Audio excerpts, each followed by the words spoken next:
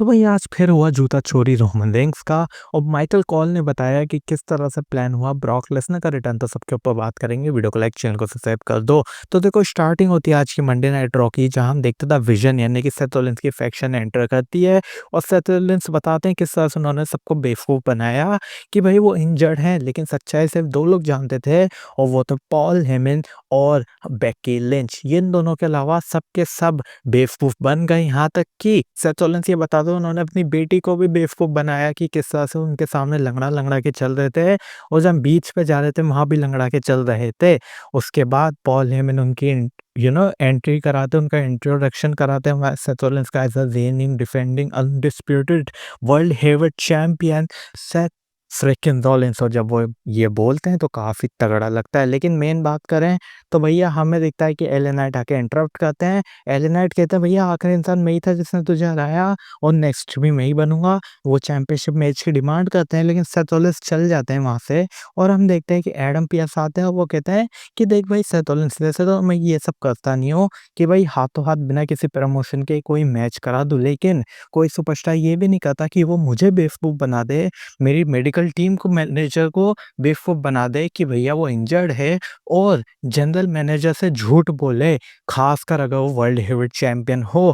तो मैं इस मैच को ऑफिशियल करता हूँ आज की रात के लिए ही, जहां मैच होगा LA Knight versus Seth Rollins का फॉर वर्ल्ड हेवीवेट चैंपियनशिप। ये मैच सुनते ही सेथ रोलिंस हो जाते हैं परेशान, लेकिन जंप करते हैं सीधा मेन इवेंट पे। तो मेन इवेंट होता है सेथ वर्सेस एले नाइट का। अब देखो, बताने के लिए कुछ है नहीं, क्योंकि सीएम पंक कूद जाते हैं भैया मैच में, और डिस्क्वालिफिकेशन की वजह से जीत जाते हैं यहाँ पे सेथ रोलिंस।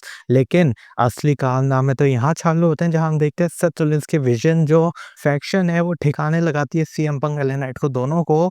और जब वो लोग जा रहे होते हैं तभी वहां एंट्री होती है ओडीसी की। रोमन रेंग्स आते हैं और बैंड बजाना चालू करते हैं। धीरे धीरे ब्रॉन ब्रेकर ब्रॉन्सन रीड को ठिकाने लगाते हैं। उसके बाद जैसे ही वो रिंग में जाते हैं सेथ रोलिंस को फेस करने के लिए, सेथ रोलिंस भाग जाते हैं। उसके बाद हम देखते हैं पीछे से अटैक होता है उनके ऊपर, ब्रॉन ब्रेकर ब्रॉन्सन रीड करते हैं, लेकिन उन्हें फिर वो ठिकाने लगा देते हैं। लेकिन हम देखते हैं पीछे से अटैक कर देते हैं सेथ रोलिंस। उसके बाद सुनामी आफ्टर सुनामी पड़ती है रोमन रेंग्स को, क्योंकि हमें पता था कि भैया रोमन रेंग्स आज पिटने वाले हैं, क्योंकि ऑब्वियस सी बात है वापस से ब्रेक पे जा रहा है ना बंदा, तो पिटना जरूरी है। तो रोमन रेंग्स फिर पिटते हैं, और वो बाहर हो चुके हैं एक्शन के लिए काफी टाइम के लिए।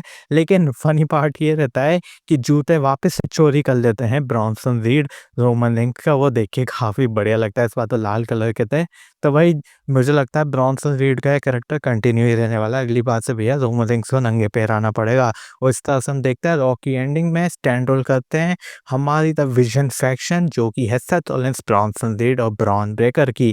अब बात करते हैं कि किस तरह से ब्रॉक लेसनर का रिटर्न जो है वो प्लान हुआ। माइकल कोल कमेंट्री पे ये बताते हैं कि भैया ब्रॉक लेसनर का जो रिटर्न है वो कुछ इस तरह से प्लान हुआ कि निक खान और ट्रिपल एच ने कुछ हफ्ते पहले बात करी ब्रॉक लेसनर से कि भैया तुम्हारा समय हो चुका है घर वापसी का। और ब्रॉक लेसनर भी इस बात को सुन के कहते हैं लेट्स डू इट। तो इस तरह से प्लान हुआ ब्रॉक लेसनर का रिटर्न। माइकल कोल बताते हैं कि भाई इनकी जब निक खान और ट्रिपल एच से बात हुई तो उन दोनों ने ये बताया माइकल कोल को। तो भाई मैंने तुम्हें कल के वीडियो में ही बता दिया था कि ब्रॉक लेसनर के 3-4 हफ्ते पहले ही कंफर्म हो गया था कि वो करेंगे रिटर्न। तभी हमें इतने शायद समर स्लैम के वीडियोस वगैरह भी मिल रहे थे कि भैया ब्रॉक लेसनर का इससे मैच उससे मैच। लेकिन ये बात कहीं ना कहीं पता तो लगी ही थी सबको, लेकिन तुम्हें नहीं पता लगा तो पता चला दूं मैं कि जल्दी से वीडियो को लाइक कर दो और सब्सक्राइब भी कर दो। मिलता हूँ अगली वीडियो में, तब तक के लिए थैंक्स फॉर वॉचिंग। और कभी कभी बकवास करता हूँ मैं, उसके लिए सॉरी, लेकिन कुछ समझ में नहीं आया कमेंट में पूछ लेना।